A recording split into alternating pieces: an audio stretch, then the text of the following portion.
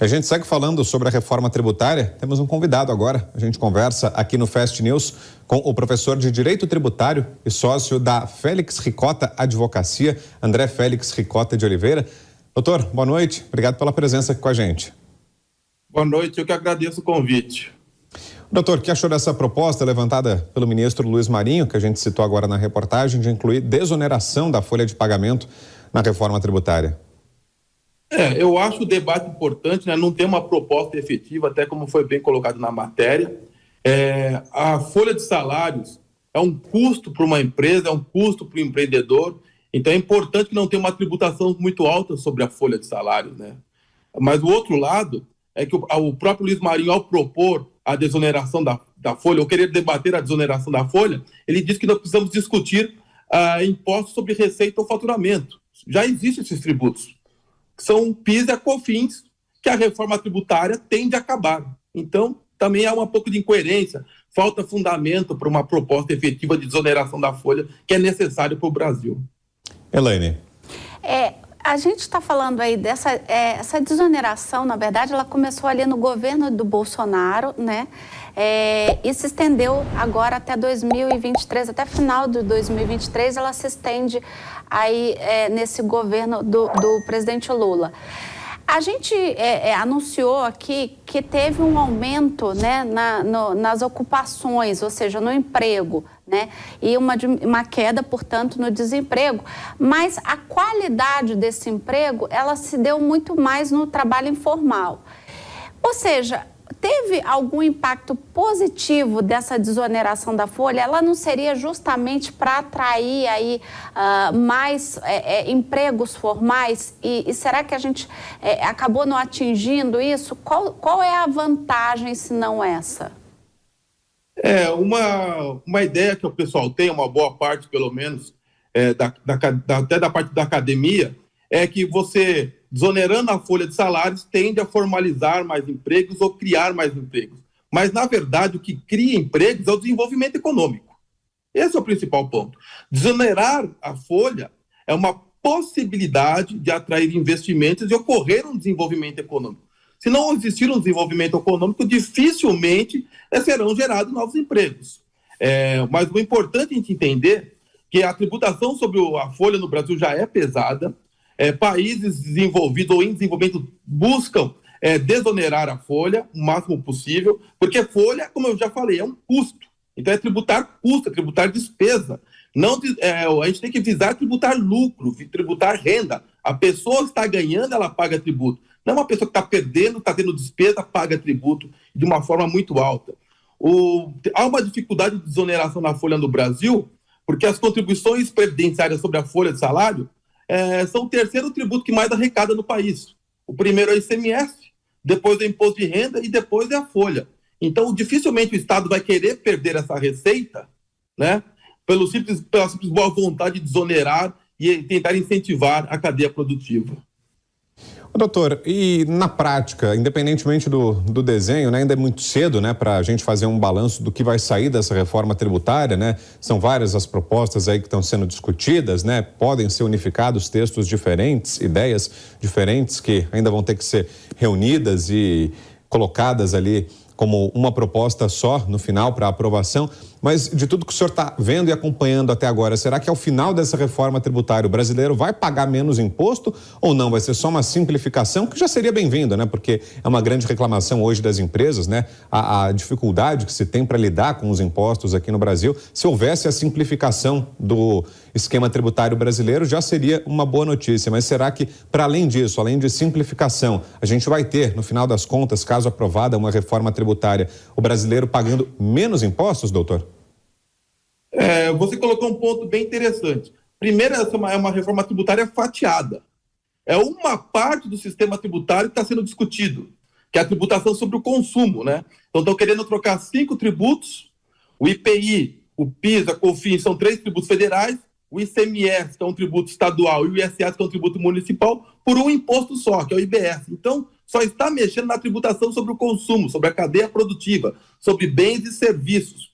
Não está mexendo no sistema como um todo. Aliás, não tem uma proposta efetiva sobre tributação de renda e patrimônio, ou inclusive desoneração da folha. Então, a primeiro momento, só discutindo a tributação sobre o consumo, simplificando, que já é uma vantagem, né? Porque hoje a gente tem um sistema caótico, uma tributação caótica sobre o consumo, cheio de regras, cheio de exceções, né? Virou um verdadeiro Frankenstein a tributação sobre o consumo. Mas se tiver só essa parte da reforma, e como não vai ter uma reforma administrativa antes, então tem-se, e há um medo real de um aumento da carga tributária, da tributação sobre o consumo.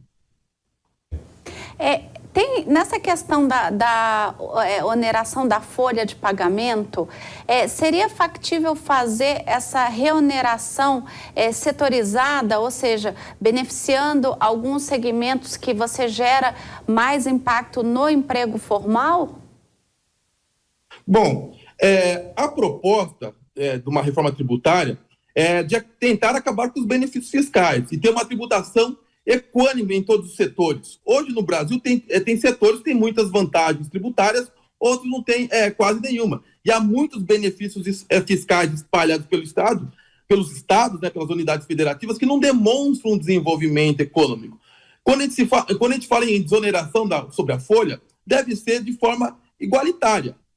Então, diminuir as alíquotas incidentes sobre a folha. Inclusive, tinha um projeto, uma proposta de emenda constitucional que era a PEC 07, do deputado Olhães de Bragança, se eu não me engano, ele era o que propôs, que não existiria tributação sobre a folha. Então, não tem previsão de tributar a folha de salário, que para mim seria uma ótima proposta.